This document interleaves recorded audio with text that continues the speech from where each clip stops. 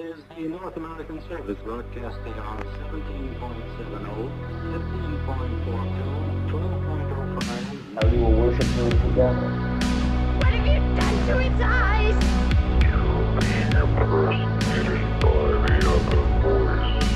The next time you're frightened in the dark, don't scream. They are not what they claim to be. You're listening to Radio.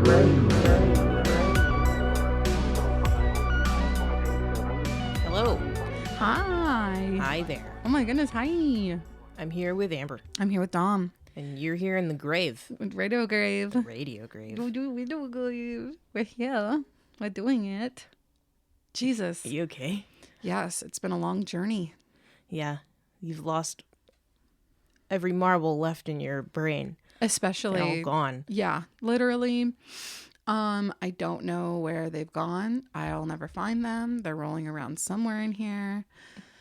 Maybe I swallowed some. That's very like me. So maybe the bugs took some. The bugs could have taken some. We do have roaches. In my skin, in my eyes. I have marbles in my tummy. My brain marbles are in my tummy. You're fine. I'm fine. Well, you know, we're really coming close to the end of our season. This might even be the last episode of the season. This is going to probably be the last series of this season. Oh. Because this is going to be a deep one. It's a biggie. It's a biggie. And a biggie in a sense where it just kept going and going and going and going and going. Yeah, you kind of fell into a hole on this one for a while, right? Yeah. I actually got in way over my head, even beyond researching this. So I'm in too deep in my head, researching Happy Valley. Exactly. Yeah. I don't really think that this was going to happen. I love when things end up way deeper than you expect, though. Yeah. Because it produces something like this. I thought this was going to be lighthearted and easy. And guess what? Oopie day. Oopie day it was not. Oopie day it not that. So today, exactly, we're talking about Happy Valley Dream Survey. Mm-hmm. But we're also talking about everything else that surrounds Happy Valley Dream Survey. And you're going to figure out what Happy Valley Dream Survey is. Mm-hmm. There is a lot of everything that goes into it. I just want to say out the gate that if you're someone who is listening to this who is not super interested in internet lore, internet mysteries, or anything that's virtual, or if maybe you're just someone who's maybe not computer literate, maybe you're an old person that's listening to this, like my grandpa or my dad or something, I understand if you don't understand what we're talking about. I do not blame you. So this may not be for you. Or if you just think that internet lore is kind of cringy, I totally get that. This goes way beyond virtual reality, though. Yeah, I was going to say, I don't think the e-lingo goes deep enough that this episode is worth avoiding. Yeah. I think it's worth it to, because it's not like we're not going to explain the connections throughout this web. Right. No pun intended. No pun intended. My thing too is that I was fully invested in doing this episode just to have a decent variety of different content options for people. Sure. Some people are really, really into internet lore. And the reason why I found this to be so interesting is because it has connections to the very beginning of an era of mixing virtual reality with the real world. Yeah, it's kind of where the ARG phenomenon kind of was beginning. Right. And we'll talk about that too. But I definitely came to find out that it is beyond that. And now you're in a cult. I'm not in a cult. I mean, technically. In a cult. I don't want to say I've infiltrated a cult, but I definitely have made a connection with some people who are... In like a doomsday group. Yeah, in a doomsday group. But it's okay, because we'll get back to that. So, both Dom and I grew up during a time when the internet was taking a pivotal turn in history. I made my first MySpace account when I was 11. How old were you? Probably like 12. Yeah. And you're a little bit older than me. Yeah, a couple of years. So it was basically when everyone else started making them, like right when it first became popular for younger people. Yeah. Because I know people used it for like networking and shit and music and whatever. But then it was like middle school kids started using it. Yeah. And that's when I started. Yeah. Be like like 2006. before that. Before that? Way before. Yeah. Maybe like 2003. Yeah. 2002. Yeah. Because I made mine in 2006. Radio Grave lore, real quick. Mm-hmm. The first time I ever saw you with my eyes was not in real life. It was on MySpace. Was it on MySpace? Yes. And or was it on Facebook? You know what? It was Facebook. We had the same Oregon Health Plan welfare glasses. We had did. the same frames. And your picture said Amber, like RAR XD style. RAR XD style. From above. Mm-hmm. And I was like, oh, that's cool. And then I never met you for like 4 more years. Yeah. Longer than that, I think. I don't even know who our mutuals were, but somehow. Yeah. Because we were from the same area, but we lived in different towns, so. Right. We're a little different ages, but that's the thing is that's weird. Right. And then we met and we've been friends ever since. Literally. Yeah. But I made my first MySpace page when I was 11 in 2006. And I remember it was registered to my very own Hotmail account using a Mozilla. I was always using a Mozilla browser. I don't even know if Chrome was a thing. It was like Internet Explorer and Mozilla. And nobody used Internet Explorer because it sucked. Everyone used Mozilla. Yeah, people used Firefox. Yes. Is that Firefox Mozilla? Mozilla, right? Firefox. And then my brothers used Opera. Which was like an open source browser or something. Weird. I hated the interface, though. It was really ugly. Yeah. Mozilla was way cooler. Yeah, Mozilla was very good. Are you saying Mozilla? Do you say Mozilla? That's what I've been saying. Mozilla? No, I don't say Mozilla. Mazatlan. Mazatlan. Fuego Fox, bitch. But yeah, MySpace. I had photos of emo girls, especially anime emo girls, as my MySpace profile pics, even though I don't think I even watched anime when I was like 11. I had a pink sparkle background with black bats and stars. And I had coded it all myself because that's how MySpace worked. You had to code your own layouts. Sorry, I'm going to make your intro last forever, but the fact that we all taught ourselves HTML. Yes. And then forgot it. Yeah, as soon as the MySpace era was over, it's just literally useless. When I was doing some research for this, but for another topic, they were talking a lot about open source coding and doing all this stuff. And I was like, oh my God, I can't even imagine doing that shit. And I was like, I was doing that shit when I was 11 to put music and colors and layers onto my MySpace page and layouts. Like, it was not something I've never done before. I wonder if my monkey brain would just like remember it if I tried to do it again. Probably not. I've been able to. Really? A little bit, yeah. I forget what I had to last use it for, but it was within like the last 2 years. Lord. I had to edit some HTML, and I was like, how do I know this? It's just you knew and it. How did I learn this? And I mean, because I used HTML for MySpace and I used it for LiveJournal also. Oh my God, LiveJournal! Holy shit!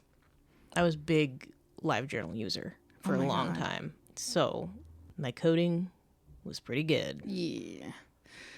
I looked at alleged evidence, quote unquote, alleged evidence of paranormal pictures and ghosts on ghoststudy.com. Yes. I don't know if you ever remember ghoststudy.com, but I'd spend hours on that shit. I don't, but I would research ghost stuff all the time. And that was like definitely before the MySpace era too. I was looking up paranormal shit and like trying anything I could find on the internet. I remember when I was really little, I was at the library. Yeah. Playing unsupervised on the internet as you do. Yes. And I was looking up like vampirism.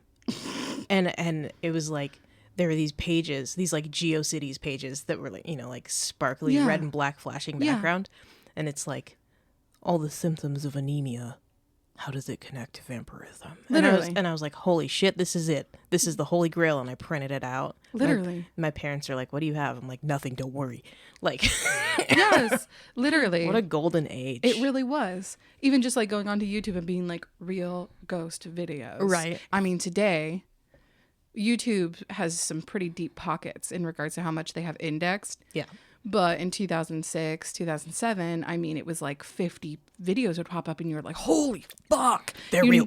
You've never seen that much before in your life. You know what I mean? Like, so I spent many, many hours doing that. Mm-hmm. I also spent many hours on Quizilla. Love it. And I read really shitty fan fictions about stuff I don't even think that I like knew anything about. Or like didn't even know what it was about. Like I was just like, yeah, what is that? oh yeah, I'm gonna go on Quizilla and find out what Hogwarts house I'm in and who's my Harry Potter boyfriend for like 2 hours. Yeah. Like I'd go to the library because I didn't have a computer at home. Same. And I would check out the 2-hour computer, which I wasn't supposed to do because I wasn't using it for studying. I was using it to read fan fiction and play games and watch ghost videos and play on MySpace. Literally me. See, we were fated to be best friends from the beginning. And obsessively look at pictures of Ryan Ross from Panic at the Disco because he looks like a little like girl. And I was like, oh my God, he's like so beautiful. hot. Like, of course. And oh my God. And just dreaming, oh my God, I wish I could go to Hot Topic. Like never being able to like go into Hot Topic. Our hometown still doesn't even have a Hot Topic. They're like above it. They went from tiny town to tourist mega shithole. Yeah. Like within a span of no years. Like it went from a nothing place to an extremely busy, shitty, gentrified place. I think it happened in like a 4-year period or something. It was like, it really like went up. And they don't think that Hot Topic is going to bring anyone there. And I just think that that's wrong. I don't think that's true. Yeah. I think that if they built a Hot Topic, they would come. Yeah.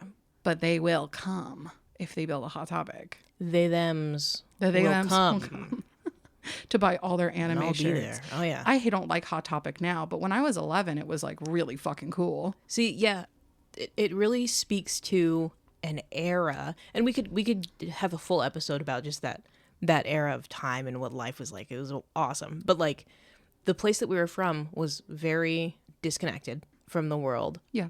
Neither of us came from well-off families or households, so or stable ones, right? Having internet access and for free, like at the library, unsupervised, total fucking game changer, life changer. Yeah. Because of all the things that you could discover, and it's like a total escape as well. Total escape. The biggest escape I've ever had. Yeah. And my brain like didn't even understand. What was happening. No. Like even at this time and even now, the topic of what exactly internet literacy is and how important it is still not like well discussed today. Not as well discussed as it should be. Yeah. And back then it was virtually no one was talking about internet literacy then. And it was a conversation that nobody thought about having. And obviously, like me as a young person, as a really young person, I didn't want to discuss it with anybody, and especially with adults who didn't even know what the fuck they were talking about. They didn't even know what was on the internet. They didn't even know how it worked. Yeah, they're like, I know how to send my emails. It's an email. Here's my email, and here's my document, and here's an article. And you're like, bitch, I'm learning about ghosts. Bitch, I'm learning about ghosts. I'm watching decapitations. That's right. I'm watching decapitations. I just found out what a clitoris was. There's just so much that was there, and there was so much that was just available. And I think being gullible and naive and totally obsessed and using it as an escape, there were a lot of things that I saw that were obviously fake. And I didn't think for a second that maybe they were, not real. Yeah. I thought for sure that they were real. Like, even today, people say, like, oh, you can't believe everything that's on the internet. Well, that's come from this era of seeing stuff and being like, why would this highly intelligent tool have things on it that aren't real? What would be the point of that? I'm watching real ghost videos and real decapitations. I mean, the decapitations were real. Yes. The decapitations were very real. Yeah, they were very real. But this is a time in which things were vague, and virtual reality really started to become mixed with the actual real world. There was this weird blending that was happening. And before we even go into our 2020 mystery, which is the Happy Valley Dream Survey, we have to look at something that happened way before, where it was at least the first time for me, and I think for a lot of other people, at least people our age, got to see something that was a total blend of the virtual and the real world. Right. And it was tangibly blended and immersive, and a lot of people believed in it. And that thing was the legend of this man. This man has very simple origins and a history which is really easy to follow, and a legacy which has remained influential to this day. Whether you know it or not, you've seen him before. You've seen him before. I can guarantee. Yeah. The lore is as follows. In January of 2006, a very reputable psychiatrist who we will just refer to as the doctor in New York City, would anonymously come forward after discovering a series of his patients were all having the same sort of bizarre experiences in their personal lives. These coincidental experiences all surrounded a figure that was enigmatic with an unforgettable face. It began several weeks prior to going public when the doctor first heard about this figure from one of their regular patients. This will be patient A. Patient A arrived for their appointment as per usual, but this time they had brought something with them, something that they felt they desperately needed to share. With them was a detailed and self-drawn black and white sketch of a man's face. But this wasn't just any man. Patient A would claim that the face they had drawn was the face of a man who had been visiting them in their dreams. The face of the man was eerily lifelike, but was simultaneously unnerving. The man's face fit the perfect example of uncanny valley.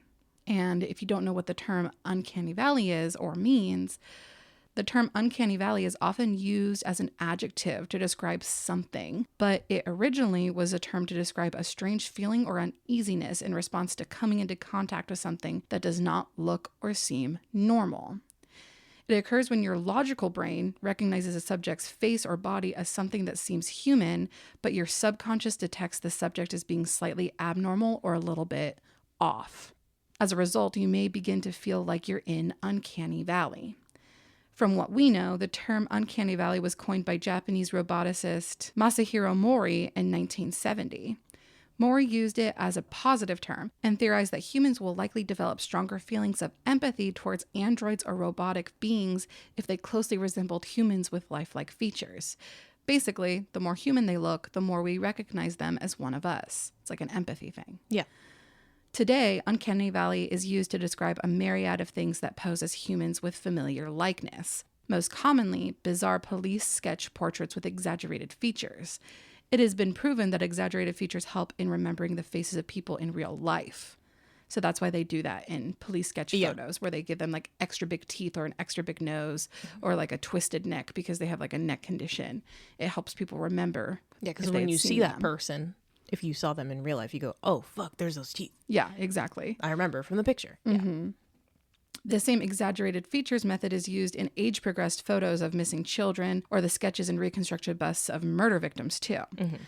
Most recently, AI-generated faces of people who do not exist are the most twisted of them all. With some AI faces, you can tell they are generated, but with others, we can't tell the difference at all. So your mind says, that's a human being, but your subconscious says, that is not a human being. You need to get away from that. It's a fight or flight. So back to the sketch. What did this dream man's face look like? Hot. It was super hot. Well, it wasn't really actually hot. It was pretty weird. His face was somewhat round with prominent and large ears. His hair was dark and styled in a comb over, obviously to conceal some balding. And he had a wide mouth, not inhumanely wide, but unusually wide. Inhumane? Inhumanely? Inhumanly. That's fucking inhumane. He had a wide mouth, not inhumanly wide, but unusually wide. Yeah. He had a thin bottom lip and a non-existent upper lip and no philtrum, his mouth in a slight smile or to some a smirk. He had a slightly wide button nose and two thick overgrown caterpillar eyebrows, which met together in an almost perfect unibrow. They were like two heavy weights on his face. His eyes were pitch black, sanpaku, and droopy with hooded eyelids. The fucking gigantic heavy unibrow is what always stood out to me. Yeah. And it was the mouth. I mean, all of his features are big. If I remember correctly, his eyes are too big. His eyes are weird. Everything is weird. It looks like a collaged face. It looks like a collaged face, for sure. And the thing is that, like, of course, like, you're not expecting someone to be able to draw a perfect face that looks totally human. But there are things that are about it that are overly human. And then there are things that are overly exaggerated that are inhuman. Yeah. And that's what makes it weird. So the doctor obviously had many questions for patient A. What kind of dreams were they? What exactly was the man's significance within them? Patient A explained that they had been seeing this man in their dreams for quite some time, but as of recently, the man was appearing to them almost every night. They claimed they had never met or seen the man before in real life, only in their dreams did he exist. They explained that the man would come to them, and most often he offered life advice. They described the man as seeming very intelligent but plain and did not offer much other details. At the end of the session, the doctor was able to keep the sketch in his office. It's not entirely clear if the doctor asked if they could keep it or if patient A urged them to do so. The sketch of the man's face would end up placed on the doctor's desk for safekeeping, but only a few days later, the doctor would meet with another patient, and to the doctor's surprise, patient B would be suddenly drawn to the sketch of the man's face on their desk. And almost immediately, patient B would tell the doctor, "I know this man. I see him in my dreams." Of course, the doctor was a little surprised by this admission and very curious, and they asked patient B for more information. And patient B would tell the doctor that they dream of the man often, but they had never met him or seen the man in real life. After patient B's appointment ended, the doctor decided to send copies of the sketch of the man to a couple of their colleagues. They explained that 2 of their own patients claimed to be experiencing nocturnal visits from the man in their sketch. Curious that maybe other people were seeing the man in their dreams too, the doctor asked their colleagues if they would be willing to question if their own patients had ever seen the man from the sketch in their dreams. Within a few months, out of many more dozens of patients, 4 more people would confess to their doctors that they had also recognized the face of the man. They all claimed they had seen the man in their dreams, but never in real life. The patients only referred to him as this man. So that's the origin story and the history of this man. But that's not where it ends. Not by a long shot. Because if you're around our age or a little bit older, you'll recognize the term "this man" because of these flyers and images that started appearing everywhere. It's unclear when the flyers began to appear or who exactly was responsible for putting them up, but sometime in the year of 2008, people started to find strange flyers on city streets all over the world. Literally. Taped to telephone poles, streetlights, store windows, bulletin boards, and everywhere else you could think of. These flyers were simple, bold, and bizarre. Front and center was the face of this man, the original rendition sketched by patient A. With the text in big black letters, the flyers read, "Ever dream this man?" Every night, all over the world, hundreds of people see this face in their dreams. If this man appears in your dreams too, or if you have any information that can help us identify him, please contact us. www.thisman.org. And when the masses went to this website, they were met with a very simple display, the face of this man on a blank white screen. At the bottom of the page, there was an explanation for what the purpose of the website was: to offer support to those who had dreamt of this man, and to search for the answers as to why he was visiting us in our dreams. To the left of the page was an array of tabs to choose from. There's a history tab, which offered a brief history of who and where the man came from, as well as an explanation for what the purpose of the website was, to offer support to dreamers and to search for answers. There's a theories tab, a place that provided a series of theories as to why this man was being seen in dreams. A contact tab with an email, info@thisman.org. And there were 4 other tabs available as well: portraits, news, around the world, and dreams. With the contact email available, people from all over the world began to send in their own submissions. People drew their own interpretations of this man, and others sent in photos of flyers from cities all around the world, and of course, their dreams. So here are a few from thisman.org. I saw this man in my dream dressed as Santa Claus. When he showed up, I felt so happy, just like when I was a little girl. Then he smiled at me, and his head became a balloon, floating in the air above me, but no matter how hard I tried to catch it, I just couldn't reach it. The next dream says, I have never had homosexual relationships or even fantasies. Yeah, right. Liar. But I dream about having sex with this man all the time. I must admit he has a lot of imagination and he pleases me. Sometimes when I wake up, I discover I've had a nocturnal emission. Ew. The next dream says, I dreamt this man was in my mirror watching me, saying nothing, and he was wearing glasses. He never moved the entire time I saw him. He was like a statue, so still. I dreamt this man was Brazilian and very handsome. He was a school teacher with 6 fingers on his right hand. He said if the U.S. had a nuclear disaster, go north. Interesting. Each person's submission was different in details, themes, and theories. In some, he is a lover. In some, he is a murderer. Some said they had been given cryptic advice, or that this man told a premonition, which came true. There were many who believed this man was a sort of religious symbol, believing that he may be a form of God or the creator, or maybe he was a demon attempting to drive the dreamer towards sin. Others thought maybe he was a dream surfer, a living, breathing person who had the ability to enter into other people's dreams, forcing them to perceive him the way he wanted to be perceived. Some swore that he was a shapeshifter, and others theorized that he was just an amalgamation of the collective human race's subconscious. The story of this man was so unreal and unnerving, and his face was haunting and unforgettable. Within just a few months, thisman.org garnered more than 2 million visits and 10,000 plus emails from people sharing their dreams, sketches, theories, pictures, and even just their personal thoughts about this man. This man had turned into an enigmatic figure with an ever-growing community of followers in search of the truth. People weren't just talking about this man on the internet, they were also talking about him in newspapers, magazines, on TV, and the radio, everywhere. At the time, it seemed impossible, but people were actually dreaming of this man and talking about it. If you enjoy our content, please rate, review, and consider becoming a patron by visiting patreon.com/radiograve. You can also support us with a one-time donation by visiting buymeacoffee.com/radiograve. Your patronage and support helps us continue to create content for you.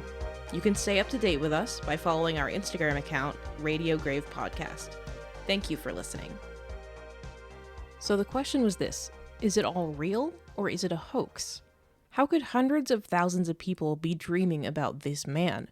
How could this be a hoax if so many people were being affected and believed it to be true? How could something so bizarre and fantastical be real? Where did the flyers come from? Who was running thisman.org? Obviously, it didn't take long for the truth to come out. No, it really didn't. No. Because today we know that the legend of this man was a hoax created by a man named Andrea Nutella. Andrea Nutella. That's his name. Nutella. Who's Andre Nutella? But who is Andrea Nutella? The creator of Nutella? Mm-hmm. Andre Nutella, but he's Italian. And so it's Nutella. No, Not Nutella. Nutella. Yeah. It's supposed to be Andrea Nutella.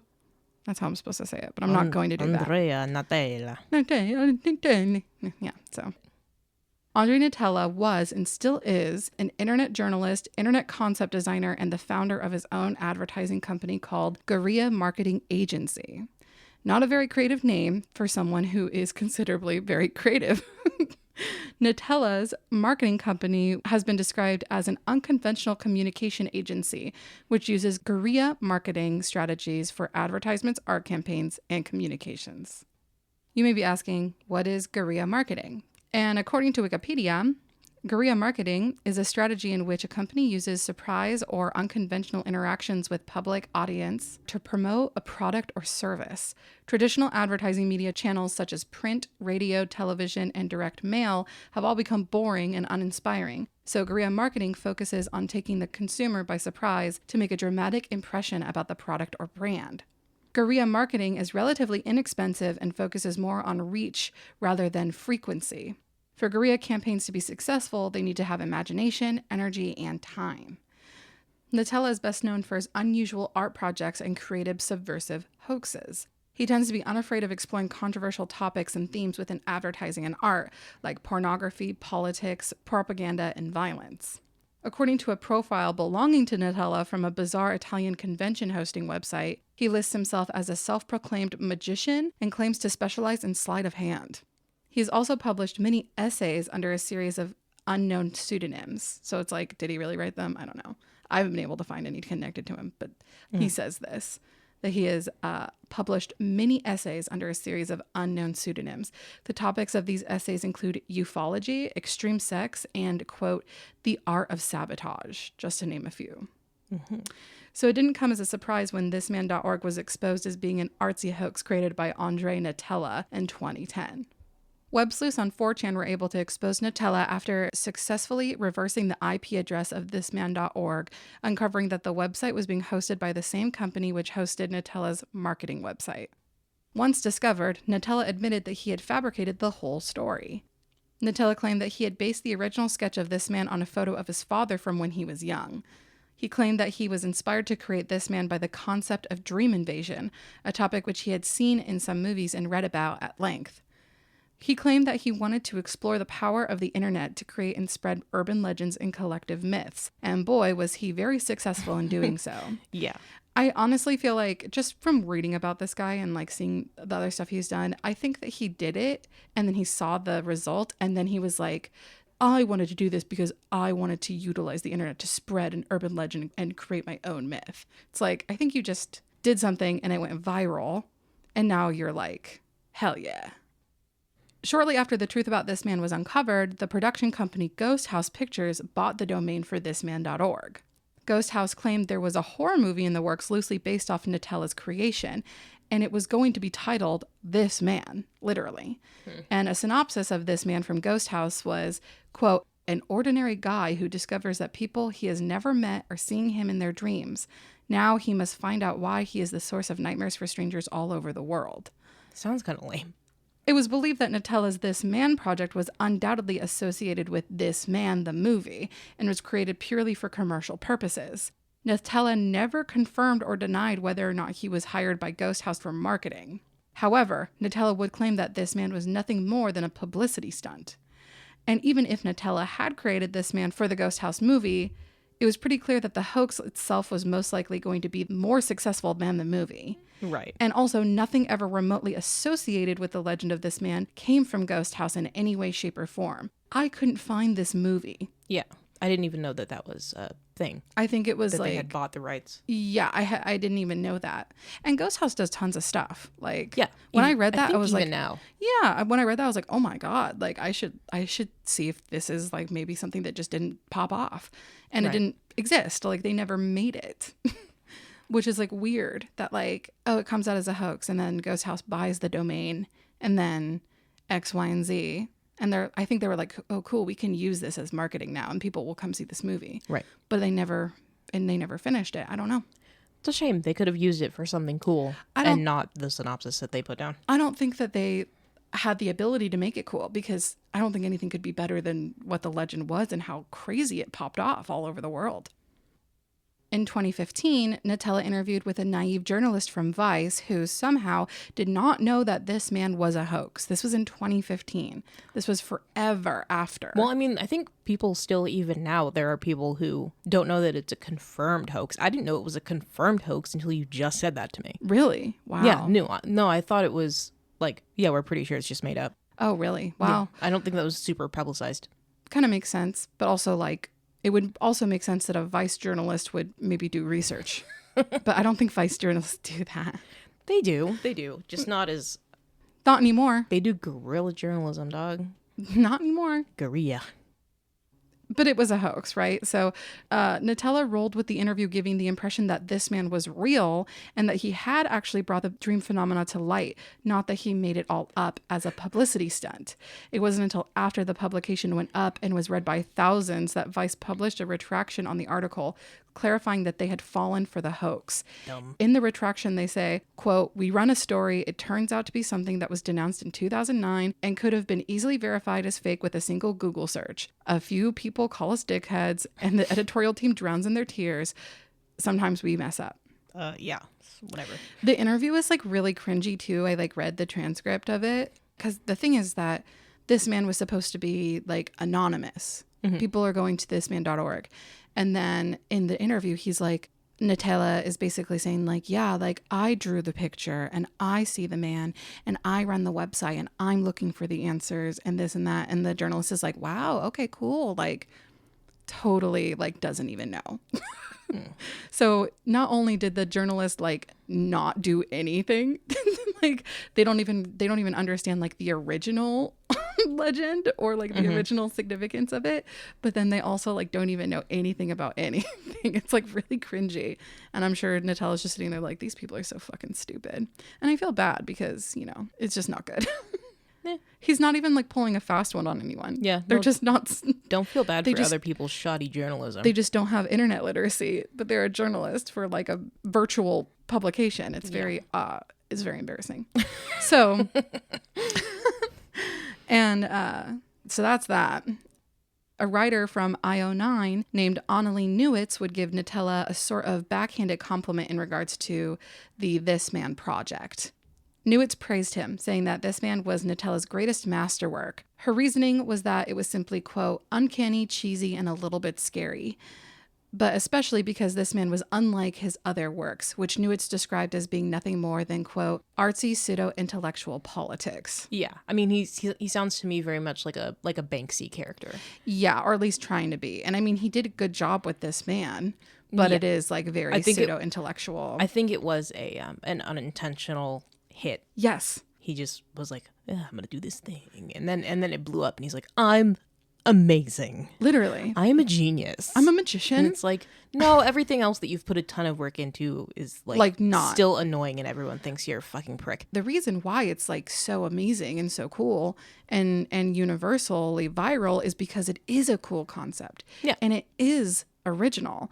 So like, good job there. But like, you don't have to be like a pseudo intellectual political figure, an artist, to like create something cool. It can just be based in, you know, a cool concept like that. Yeah. So I don't think he expected it to go as big as it did either. And I think that he like rode that wave. And good for him. I hope he's still doing well.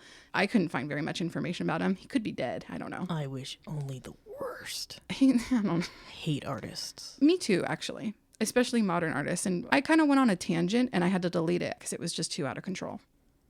So the one good thing that he did flew off The handles. the handle, right? Yeah.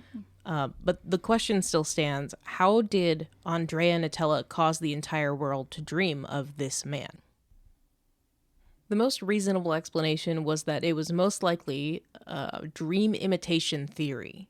Dream imitation theory is the idea that a person often dreams about things they've already seen. So think of it this way. A person comes into contact with a stranger, either in person, like on the street or in the grocery store, or not in person, like a random model in an advertisement or an actor on TV. Although being a complete stranger, their likeness somehow becomes subconsciously memorable. So you see a face and it's just, boop, it's in your subconscious because you've seen it. Right. Right. Then that night, maybe even a few nights later, the person dreams of the stranger and can see their face in detail, but don't recognize them as someone they know in the real world. Yeah. Because consciously they don't know them. But their brain knows them. But their brain has seen them and processed them and just holds it for some reason.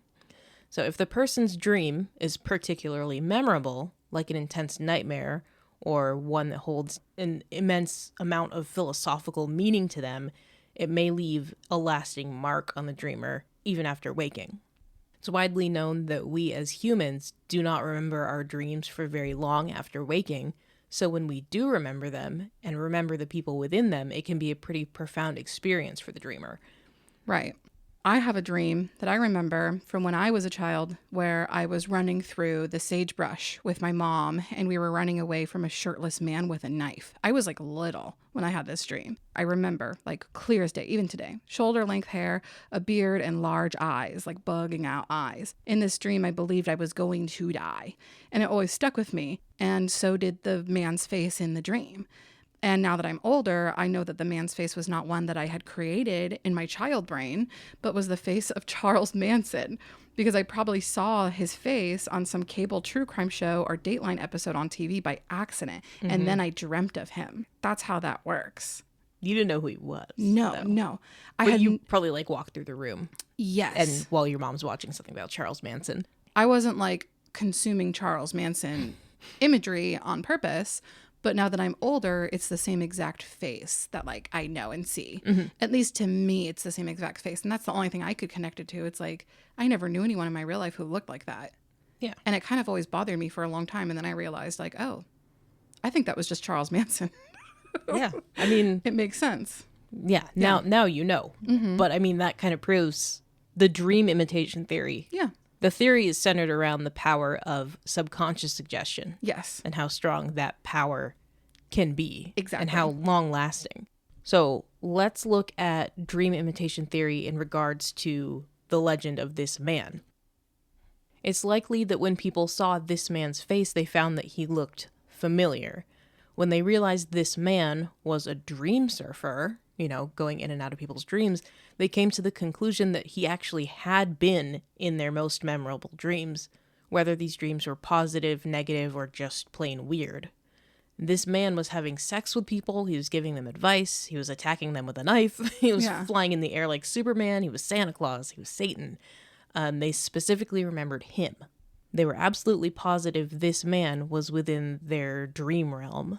But this was most likely because this man's only given association was with dreams and dream invasion. And this is the power of suggestion. If this man's face had a different association, it's very likely this same scenario would have happened. If this man was designed as a maniac on the loose, a predator who just moved to your city, or a secret government spy being chased internationally by Interpol, it's extremely likely that people would have recognized this man as any of those things. Yeah. Anything that he was associated with. Right. In a scenario where this man's association was that of a criminal on the loose, people would have likely come forward after seeing the sketch in newspapers, in magazines, on flyers, on the internet, saying something like, I saw him at Walmart the other day buying hot Cheetos and motor oil. Yeah. But it was probably just a random guy with a unibrow, an exaggerated facial detail that was obviously memorable to the witness. Jesus Christ, that's a unibrow if I've ever seen one. Literally. You just remember that. Yeah. I mean, that's literally what I remember when I look at him. Like if you're like in Walmart and you see a guy with like a fucking crazy unibrow like this man, fuck, that's the guy. And then you're like, holy shit. And then a week later, it's like, this man murdered 25 school children in the next state over. And you're like, I saw that guy. And you would immediately like be like, holy shit, I know for sure. Right. But it probably wasn't because he didn't exist. So. Well, whether he was a dream surfer or a murderer or buying hot Cheetos. Whatever, motor oil. Yeah, regardless, the outcome would have likely been the same. Once this man's face was seen, he couldn't be unseen.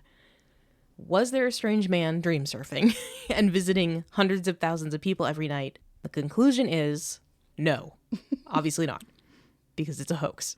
But just because he's a hoax doesn't mean that people didn't dream of him. And it doesn't mean he won't be visiting you tonight. After you go look at the Instagram, look at his face. Yeah, you got to go look at the Instagram and look at his face if you've never seen him. Exactly. And then try not to dream about him giving you sloppy toppy. I was just about to say giving you head. Yeah. That's a dick sucking eyebrow if ever I've seen one. Oh my God. Ew, so gross.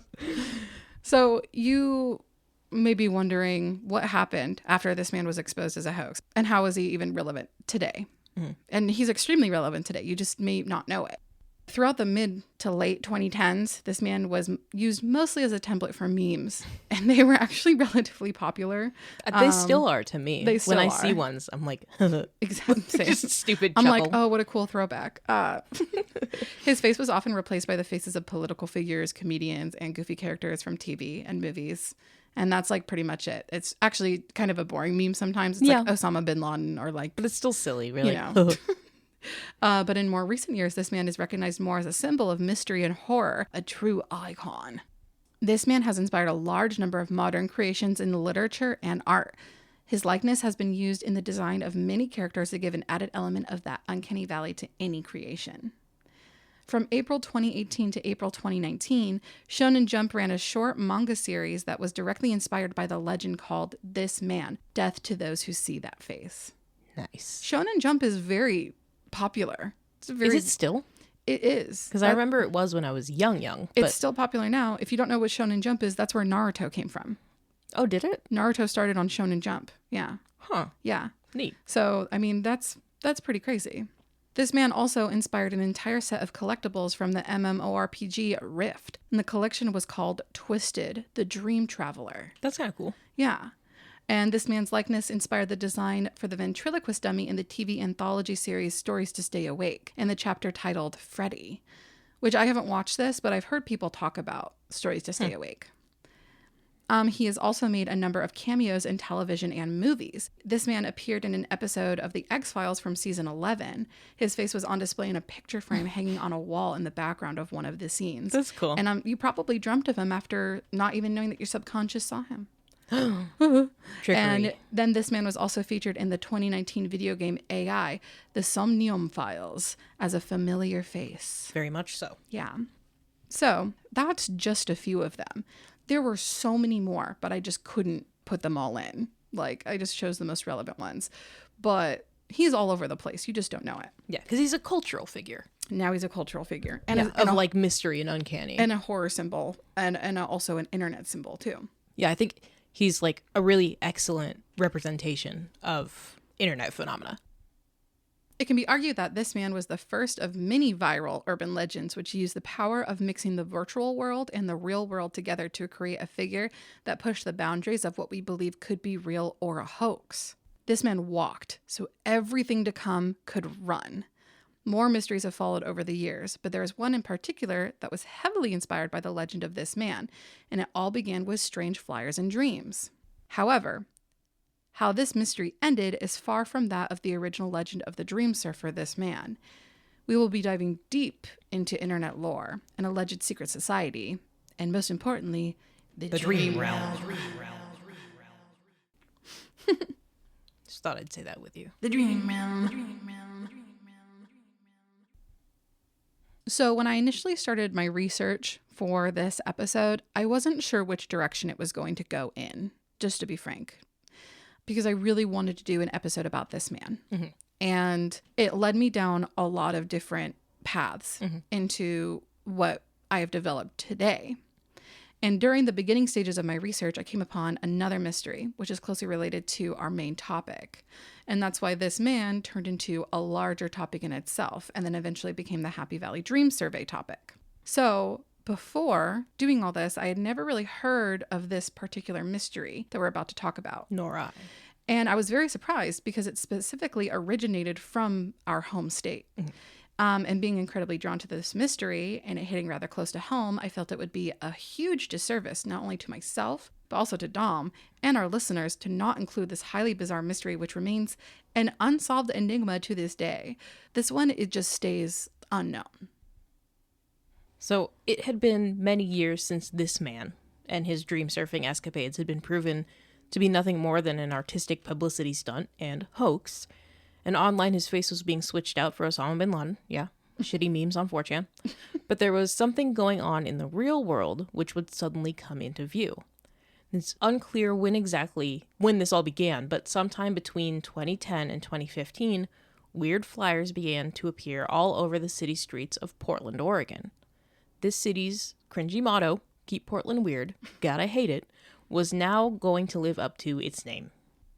So these flyers that were hanging up all over Portland, they all conveyed the same bizarre message in bold letters. And they read, "Have you been having strange dreams? The Willamette Valley Dream Survey is investigating a recent spike in bizarre, unexplainable dreams.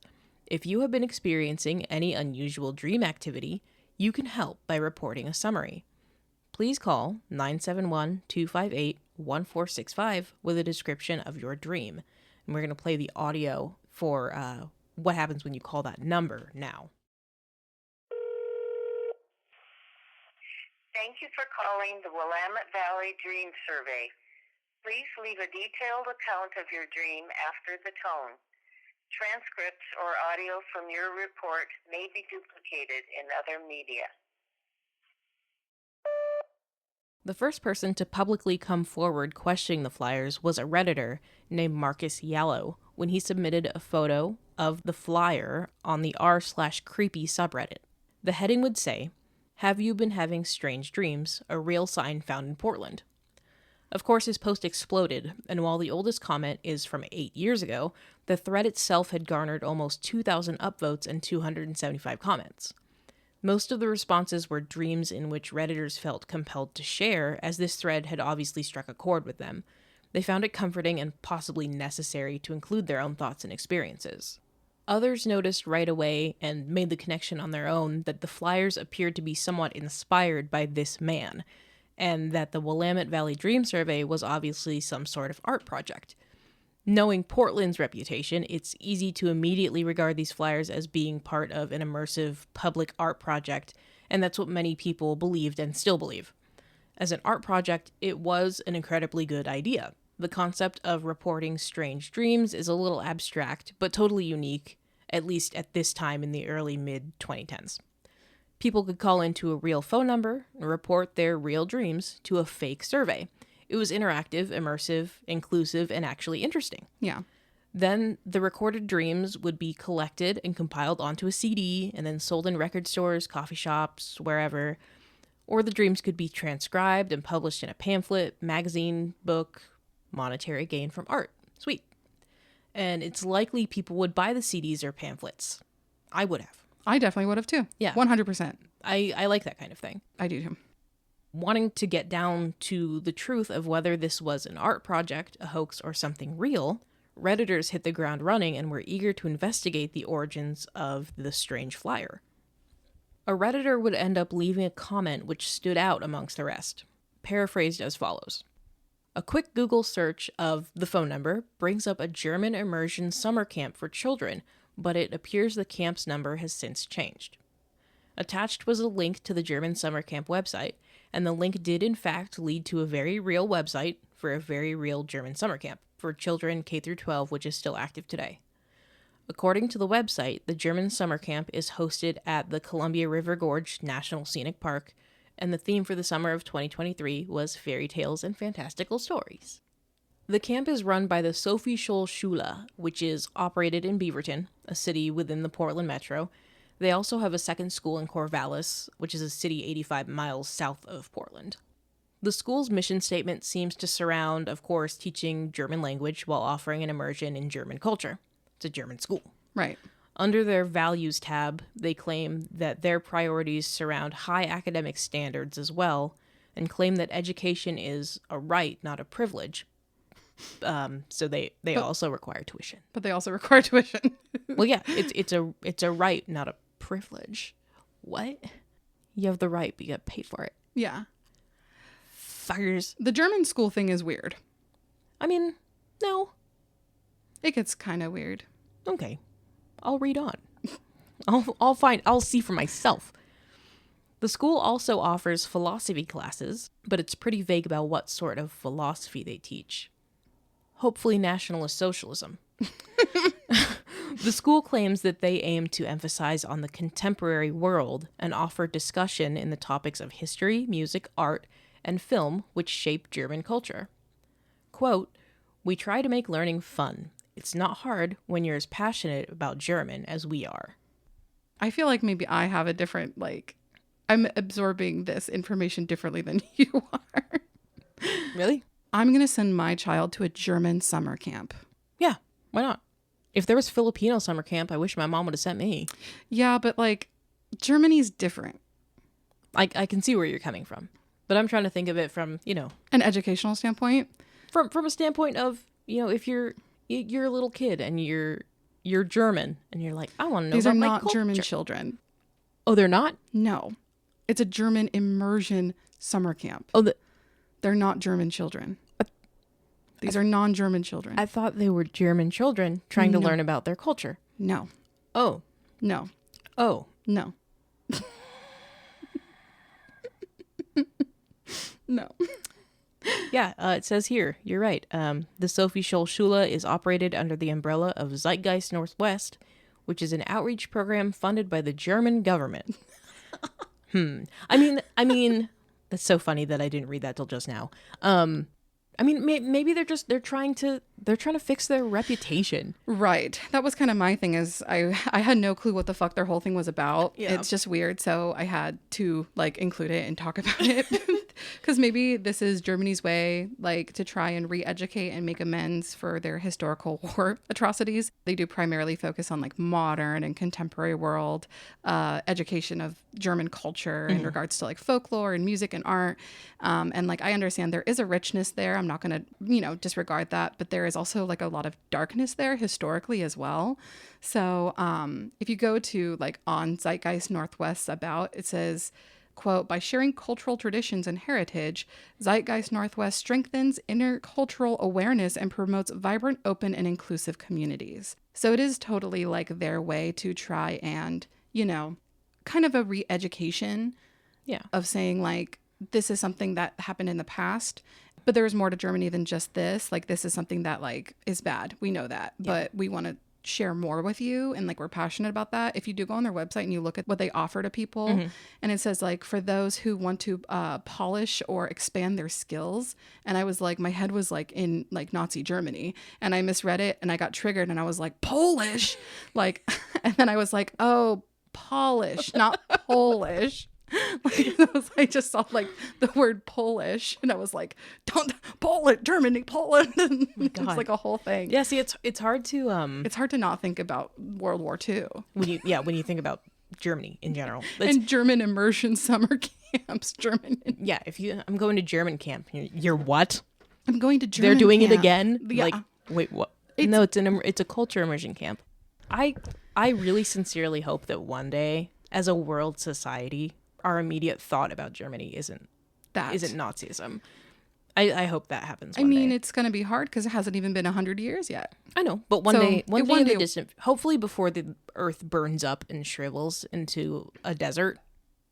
So in April of 2015, OregonLive of the Oregonian published an article centered around the Willamette Valley Dream Survey flyers, but offered very little new information. OregonLive pretty much asked all the same questions seen on Reddit.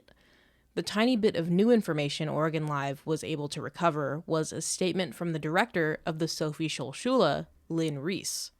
OregonLive asked her for a comment about the strange posters in Portland and why was their phone number attached to the flyers. Reese claimed that the number in question was produced by a Google Voice account which was no longer in service and hadn't been active since 2013. She also stated, quote, "All we do is German. I can see why you're checking into this. That is one weird poster." All that could be verified was that the origin of the Willamette Valley Dream Survey was a recycled phone number from a Google Voice account. But it should be noted that Google Voice allows users to choose a number specific to cities or regions, no matter where the user's IP address is located.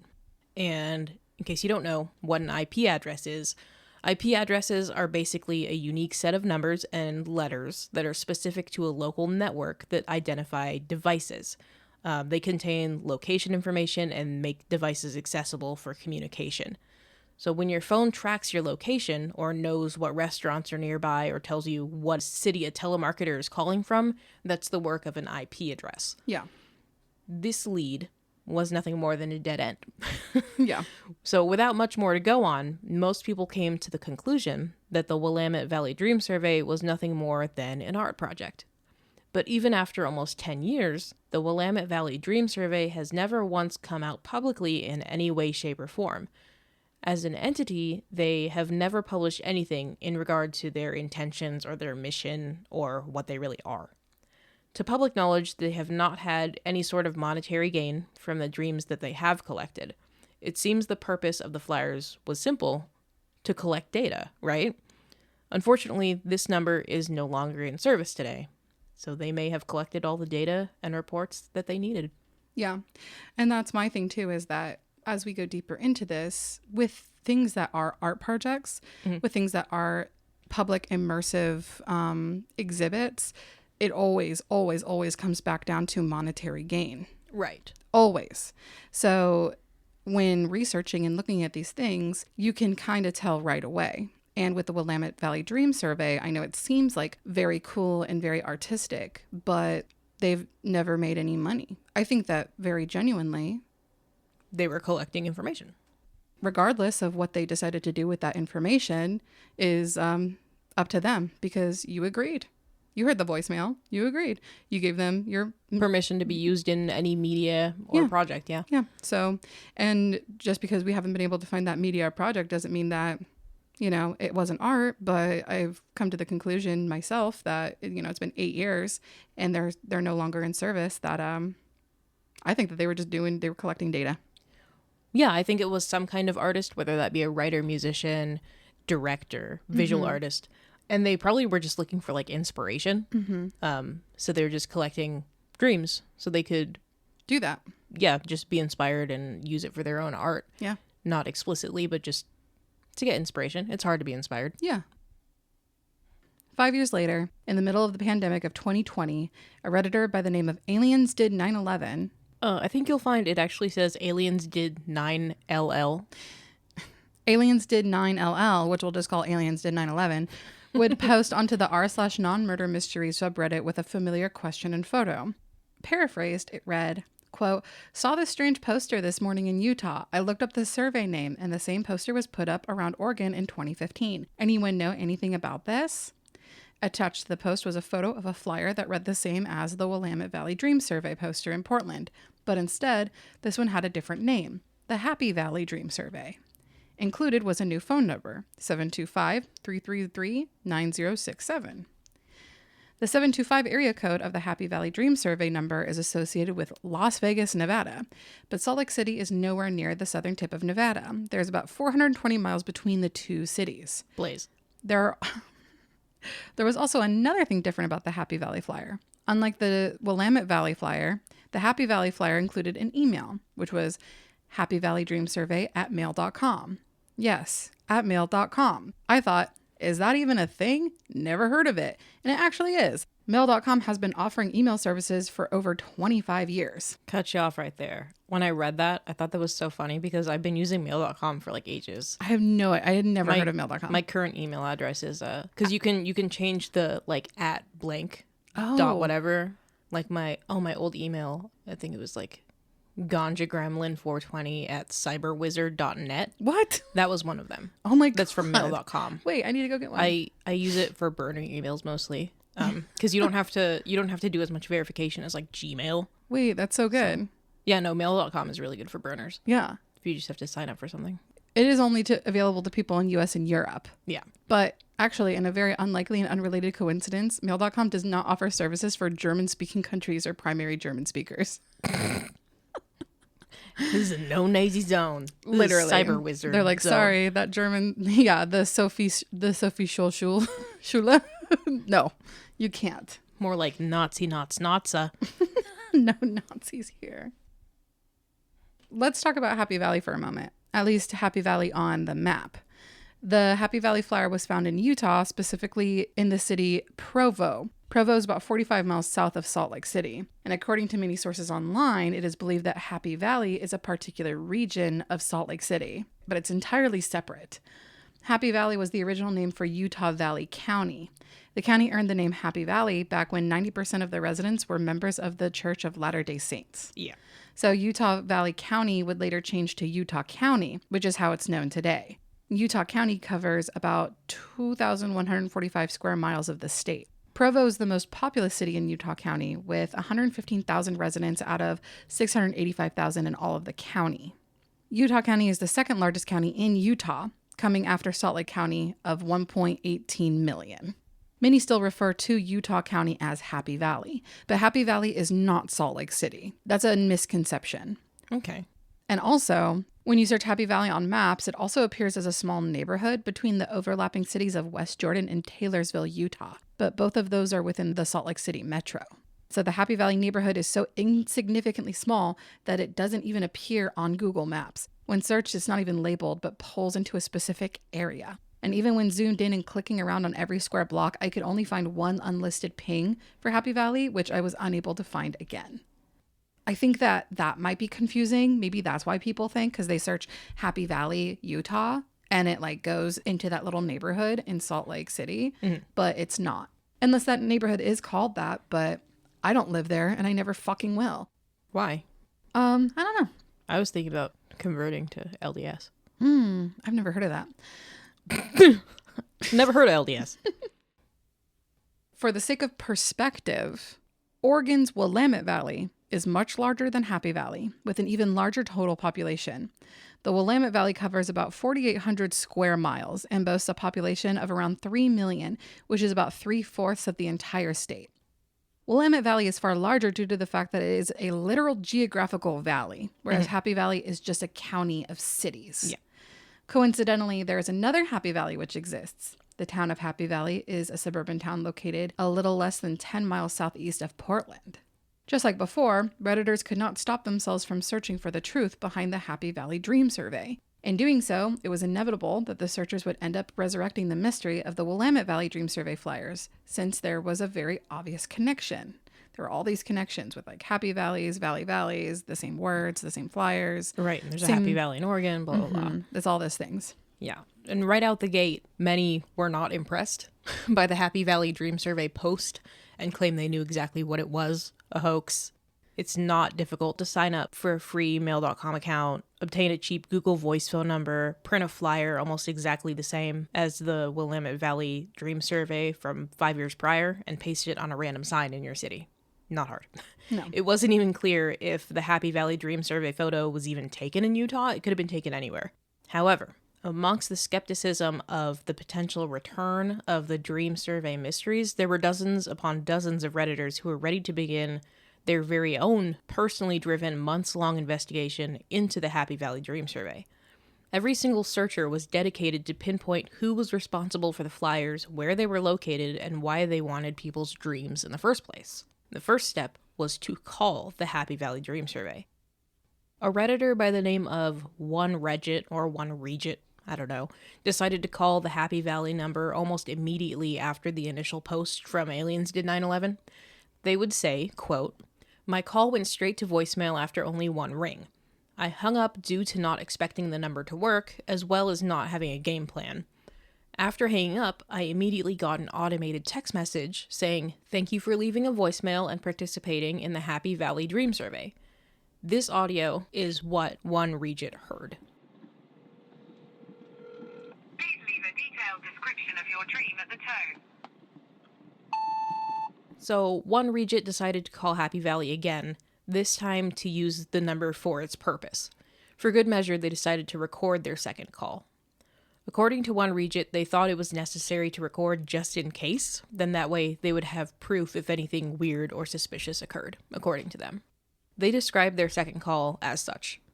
"As I started leaving a message, there was suddenly a noise from the other end of the line which sounded like feedback or background noise. I've never heard that before while leaving a voice message, so I thought that there must have been someone, or more plausibly a machine, on the other end listening to my message. Not a nice idea to conceive. Nevertheless, I continued.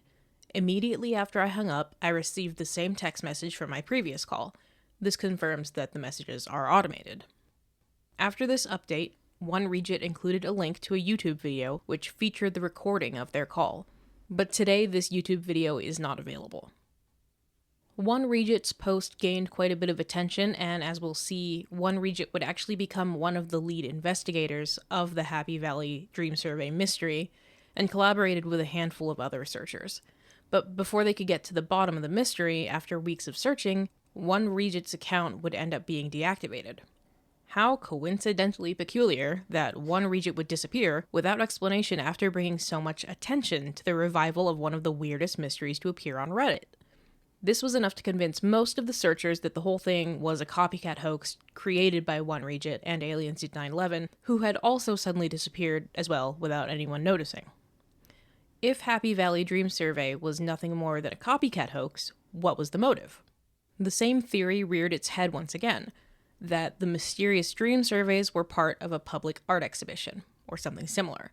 But on the sidelines, there was another theory presented which was beginning to gain quite a bit of traction.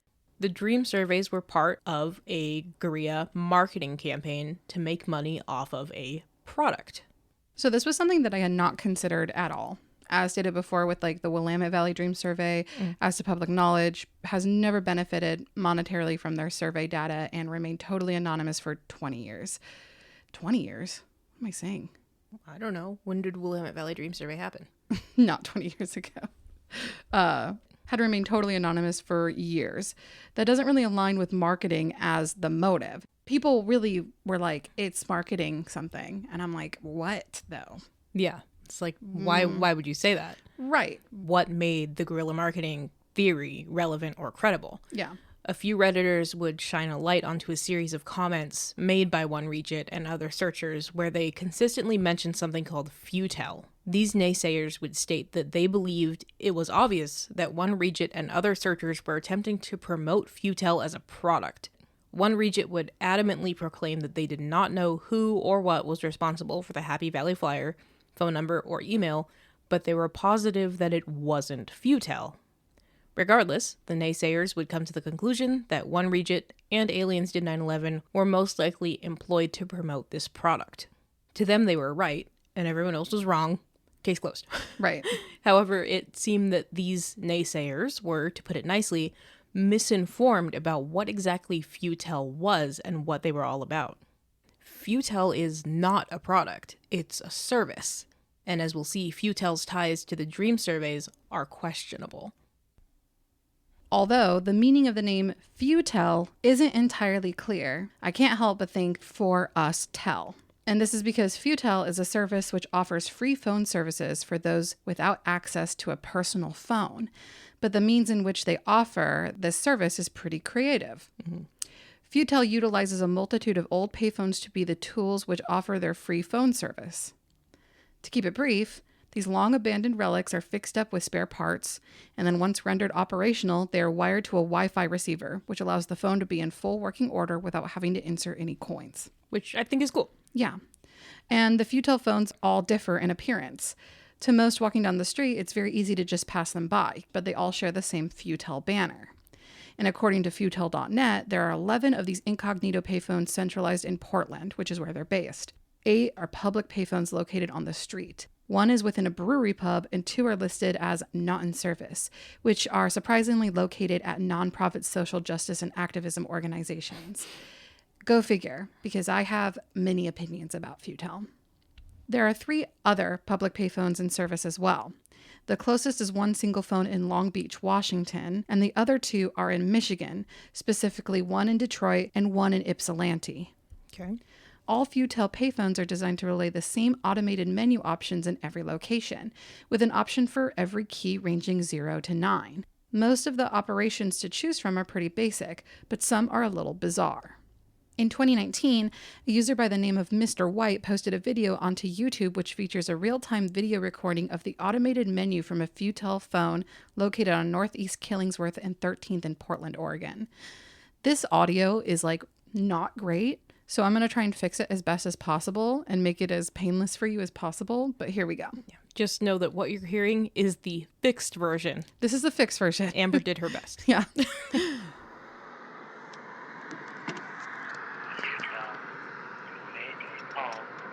Press 1. For the futel community, press 5. For community services, press 6. For the telecommunications network, press 7. For a random concentration camp, press 8. For the operator...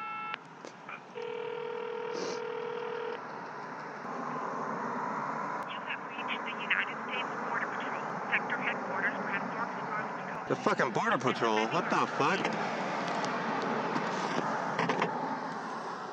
By pressing number 8, Mr. White chooses to be connected to, quote, a random concentration camp, which is just a transfer to the U.S. Border Patrol. Now we are getting the bigger picture about futel. According to Wikipedia, futel is a, quote, public arts organization and nonprofit. While offering services to those in need of assistance, they also use their free futel phones for art and political activism, which in my opinion is somewhat problematic, but also gives us a better understanding of why the dream surveys are less likely to be connected. Before we go on to discuss more of that, we have more to share with you about what futel offers.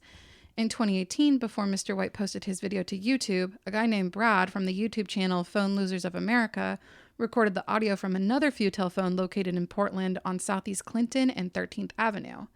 The original recording is 9 minutes with commentary, so I've chopped it up for you for your listening pleasure. So you should be able to hear it if all goes well.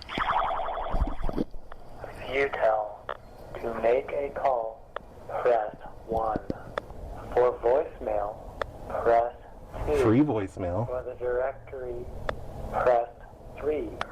For utilities, press 4. For the futel community, press 5. 5? That must be a party line. Community services, press 6.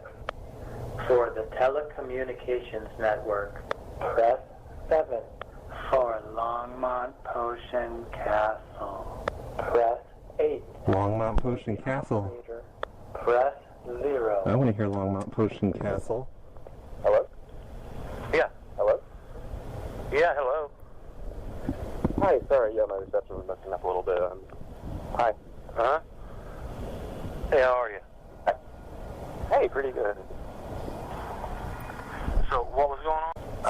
Adult bookstore. it plays a random No, who are you trying to reach? prank call by You called me. Longmont Potion Castle, which is pretty crazy. I'm bored with Longmont Potion Castle. Let's see what some of these other options are. Futel. For the directory, press 3. For The directory of what? the mayor, press 1. I want to talk to the mayor. For the druid of Sisyphus Gardens, press 2. To apologize, press 3. I want to apologize. For a random... Hello. Please state your name after the tone, and Google Voice will try to connect you. Roy.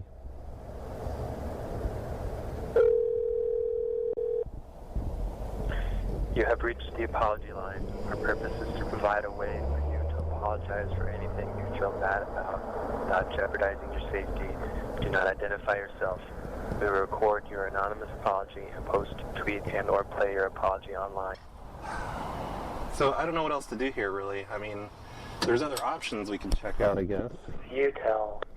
For the Futel community, press 5. Let's try that. For the Futel Voice Conference, press 1. You are currently the only person Oh, in this balls. conference. Nobody's here. Alright.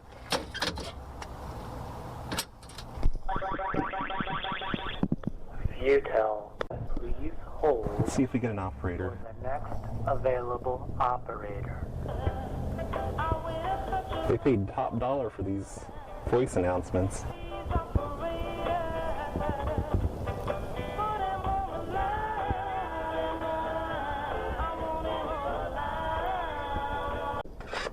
It's weird, the operator just, it seemed like somebody picked up, but then they hung up on me, so... Futel. Hey Brad, it's Brad. I'm calling you from the Futel payphone on Southeast 13th and Clinton Street. Hopefully this sounds just amazing, because this payphone looks like it's in top-notch condition. Just look at it. Just look at it. Oh, you can't see it because it's a voice. Okay, bye. So that's pretty much it. That's the Futel payphone on Southeast Clinton Street and 13th Avenue in Portland, Oregon. So on this call, Brad chooses a couple options. Just like Mr. White, some of these options included connections to odd lines. Number 5 connected to the Futel conference, which seemed to just be a group call option but was empty. Number 8 connected to Longmont Potion Castle, which is just a recording of a seemingly random prank call, but not entirely. Longmont Potion Castle is the stage name for a, quote, experimental prankster and musician. Great. Who has been publishing his prank calls and music since 1986. His real name is not known to the public, and he lives in total anonymity. His albums have gained a cult following by mostly musicians, who I can only assume are the most annoying people on earth. 0 connects you to an operator. Hold music plays, and then the call drops for Brad. On Futel's website, they link their Tumblr page, which gives additional information about their, quote, operators. They claim that as of 2022, they had 5 active operators, but it's pretty clear that they are only available to answer when it is convenient for them. Mm-hmm. On their Tumblr page, there is a list of short transcripts chosen by operators who considered these certain calls to be memorable, but they are all really super boring. They're all just like stuff like, someone called, pressed 0 for operator. Operator answered. Person asked to be connected to a law office. Connected them to a law office. Like, it's just shit like that. It's just not memorable. But things kind of get weirder. Last but not least is number 3, the directory. The directory only lists a few options in Brad's call. And the first was the mayor. And it's hard to say if this would really connect the caller to the real mayor of Portland or just another random line. As we will come to see, Futel likes to roleplay some of these connected lines. So, I doubt it connects to them. Yeah. The second option being the line for the Druids of Sisyphus Gardens. And this line connects the caller to more Futel operators who are posing as Druids in the Woods, but they also have an automated option to leave a voicemail. Once again, a list of memorable calls are posted on their blog. And in regards to me thinking that maybe it's a little bit problematic for what they do, some of these that they thought were like interesting or funny were people who were obviously, to me, at least in my opinion, as like an outsider, were people who were having mental health crises that they were like fucking with. Yeah. People are calling and they're choosing the option and they're saying, I am afraid of the internet and I'm afraid of the I-5. Can I meet you in the woods? I just met 2 people in the woods. Can you just connect me to a priest? I need help. I just don't think it's great to have role-playing art lines in connection to people who need assistance. I was under the assumption that there was not a role play going on it. That's a little dumb. I think that they're well enough mentally that they wouldn't assume that people would hear it and have any sort of reaction to it other than what they would assume to be like role playing. The concentration camp thing is what really piqued my interest in kind of seeing this as being a little bit over the top and a little bit pretentious, in that there are people who I know personally in my life, in my family, who do believe in FEMA camps and that the government is going to like mass genocide within FEMA camps. And when you have someone who's mentally ill and they choose an option to be connected to a random concentration camp and it's the US Border Patrol, that feeds into a really dangerous conspiracy. Yeah. That ruins people's lives and ruins their mental health. And I think that maybe is just a little bit too personal for me, but that's kind of like my opinion on that. I just feel like if you want to help the community, help the community. You can kind of leave your opinion and your political opinions out of it. I do agree on that. It's a little awkward. That's cheap and weird. They've said in interviews too that they decided to create their service because they felt like people were not looking up enough and like yada yada. Shut up. And like one of the co-founders said that like you look around these days and you just see these people with postures of suffocation. It's really pretentious. I understand where they're coming from, wanting to be politically active, but they kind of like milk their dicks super hard about it. The third option was connected to the infamous apology line. And to keep it brief, just like the other topics we have spoken about, flyers began to appear around Manhattan in the 1980s, offering a telephone service in which a caller could leave an anonymous voicemail with their apology or confession. The apology line was created by a New York City conceptual artist named Alan Bridge, who went on to publish the anonymous confessions in a series of magazines called Apology. Alan Bridge died in 1995, but the apology line lives on. See, I do think that the apology line, that's cool. Not unethical. Yeah. Yeah, he's using it for his art, but it's more of an emotional giving for someone. They know what it's for. They know what it is. If they want to give their apology or their confession, they know it'll be used for something. Right. That's fine. You may have already pieced together why futel is relevant to the dream surveys, but if not, here's why. At one point or another, futel offered an option to be connected to the Willamette Valley Dream Survey. We know this because in 2019, the Portland Community College student newspaper, The Bridge, featured an article written by a student named Rory Elliott. Elliott recounted a weekend of adventure as they traveled all around Portland in search of these enigmatic futel payphones. In their article, they tell of the myriad of options you can choose from after dialing 3 for directory. One of the options available was that of the Willamette Valley Dream Survey. It's not hard to assume that a Portland-based public arts organization like Futel connecting people to the Willamette Valley Dream Survey hotline is most likely an immersive public arts collaboration. But does this prove Willamette Valley Dream Survey, and by extension, the Happy Valley Dream Survey, are nothing more than a public art exhibition? Not necessarily. While the apology line is incredibly famous and is obviously not in collaboration with Futel, it could be possible that the same could be said for the Willamette Valley Dream Survey. The creators of Futel may have decided to include the Willamette Valley Dream Survey in their directory because it was interesting and interactive, but that doesn't mean that Willamette Valley Dream Survey is an art project. Right. For me, I'm in between because I feel that it makes sense that it would be an art project, but I am absolutely certain that Futel did not create or fund the creation of Happy Valley Dream Survey or Willamette Valley Dream Survey. Futel obviously has a very different approach to artistic expression and a clear political message in comparison to Willamette Valley Dream Survey. Willamette Valley Dream Survey is painfully neutral, while Futel is painfully political. It hurts. Right. Futel is a nonprofit organization who has sponsors, supporters, asks for donations, etc. Futel wants to be heard, seen, and known. They are outspoken and definitely not shy about being loud and proud. Again, the opposite of Willamette Valley Dream Survey. So Futel and Willamette Valley Dream Survey are connected, but their relationship is not personal. Right. When it comes to Happy Valley Dream Survey, the argument gets even weaker. There's just one block to remove to make the whole Jenga tower fall down. Futel is not in Utah, and probably never will be. Futel tends to offer their services in areas where the services are needed.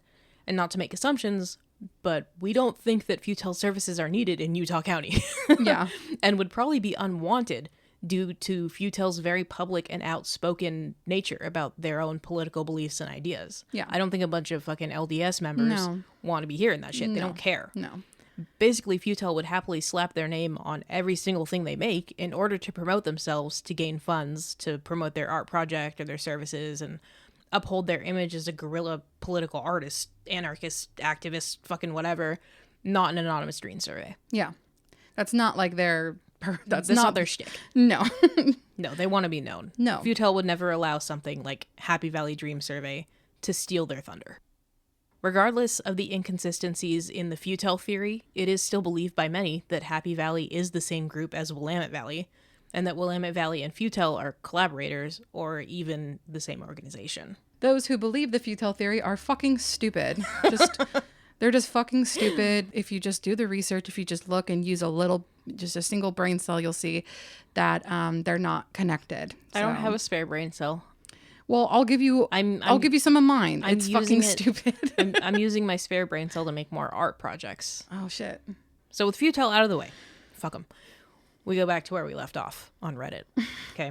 So aliens did 9/11 and one Regit have disappeared off of Reddit, right? The only other possible theory is that Happy Valley is a copycat hoax created by them. Mm-hmm.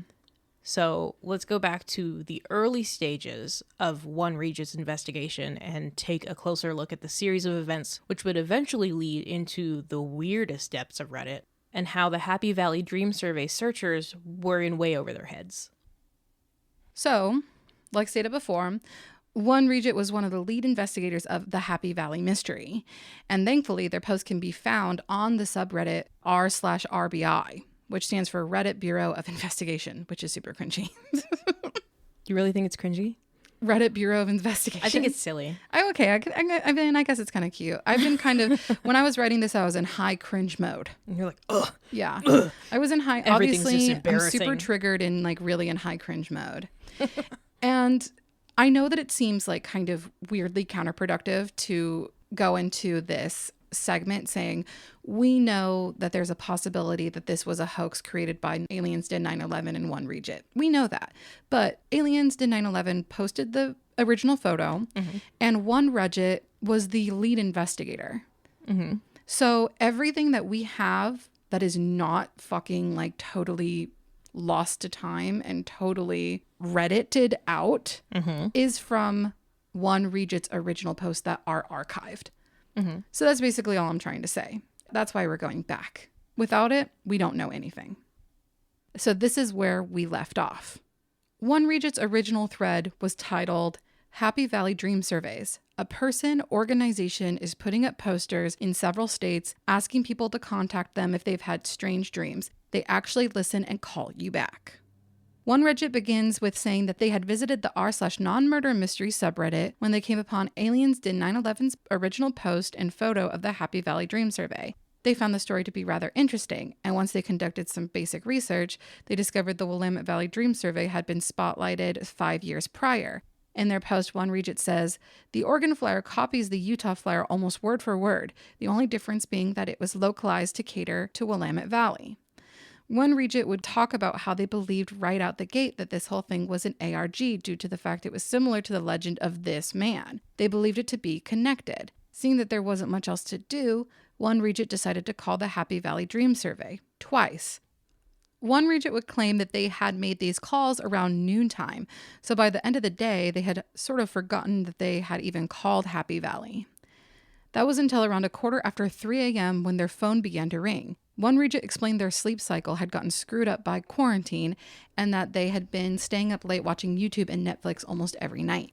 They were mindlessly scrolling on their phone when the call would come in and they would see the caller ID that said unknown name, Las Vegas, Nevada.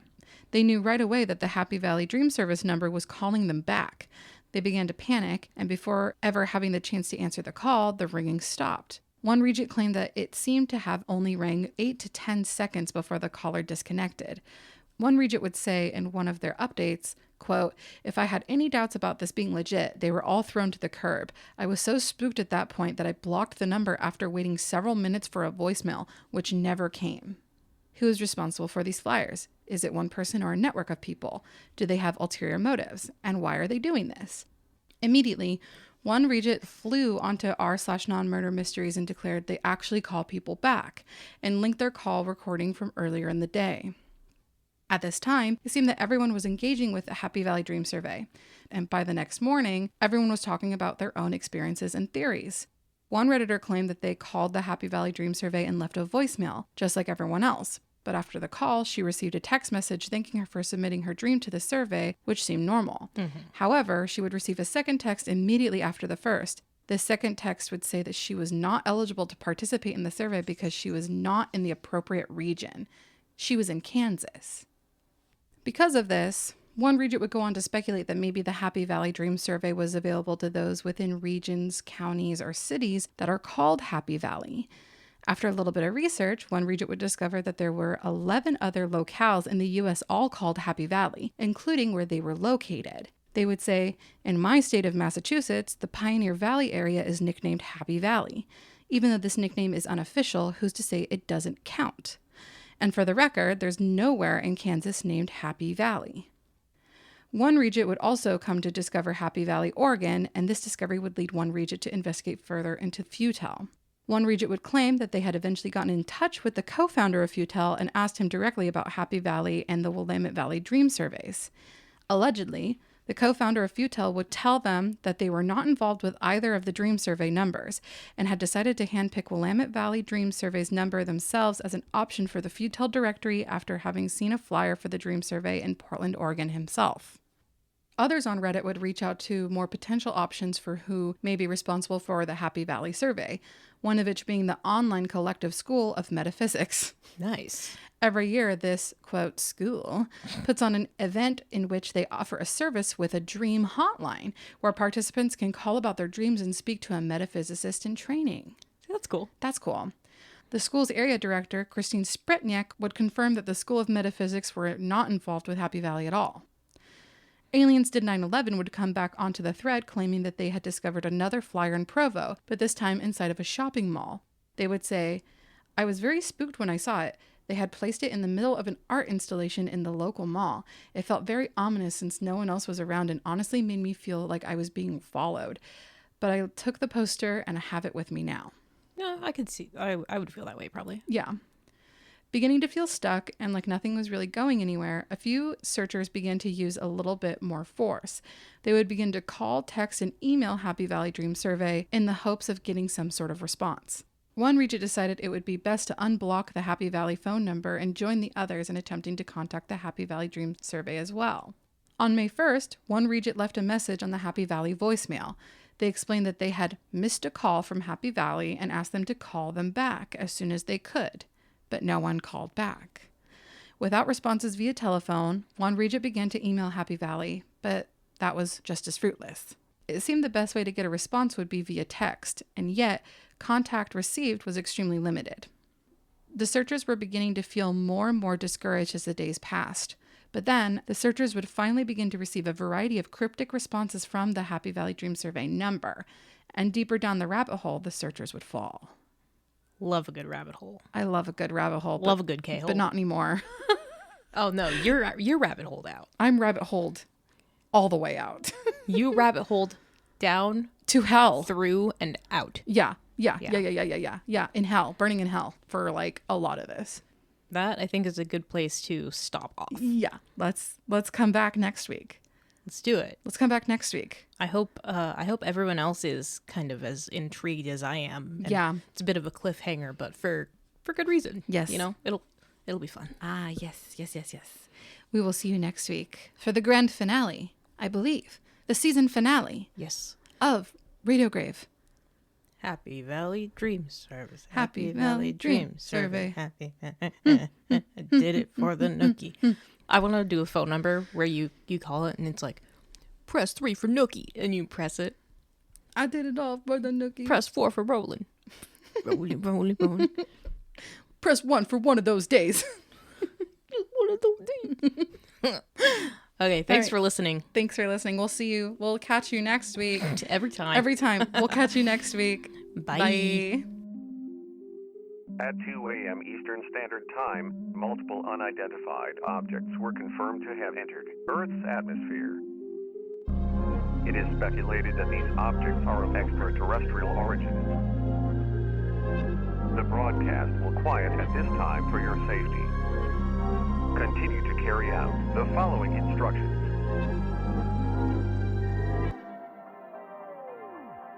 Radio Grave is hosted by Amber Byland and Dominique Makasuya. Music courtesy of AOA Music, Carl Casey at White Bat Audio, and intro music by Simon Bickbyler. Audio mixing and editing by Amber Byland. Logo and cover art by Dominique Makasuya. All other media and sound clips used are protected under fair use and are for the purpose of criticism, commentary, news reporting, education, and research. Thanks for listening. Goodbye.